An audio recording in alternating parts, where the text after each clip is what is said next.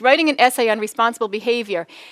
If you have kids going and sitting in a think about it place and they have to fill out a processing sheet, I find those processing sheets, number one, unless you're going to sit down and talk to the child about it, it's pretty useless. And number two, the kids usually write nothing, I don't care, and you get nothing from it. And then take the child who has a slow processing ability, a fine motor, maybe skill deficit, and written language is not easy for them.